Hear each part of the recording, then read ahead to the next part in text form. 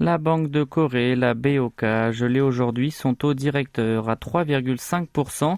C'est la deuxième fois de suite après février dernier. Pour rappel, entre avril 2022 et janvier de cette année, son comité de politique monétaire l'a relevé à 7 reprises d'affilée. Cette décision est notamment imputable au ralentissement de la hausse des prix à la consommation. Ces derniers sont montés de 4,2% le mois dernier. Il s'agit du niveau le moins élevé depuis un an.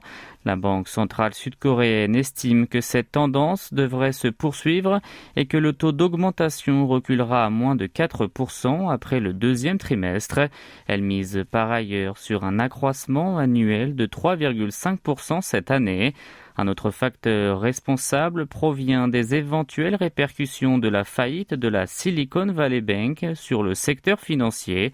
La BOK a déclaré que le taux de croissance de l'économie du pays du matin clair se situerait légèrement en dessous de 1,6%. La perspective est mise en février.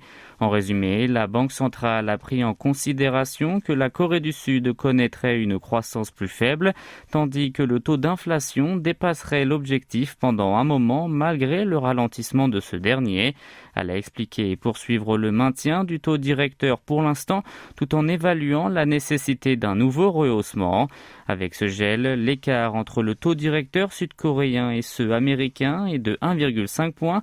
Aux USA, il se trouve, rappelons-le, entre 4,75 et 5%.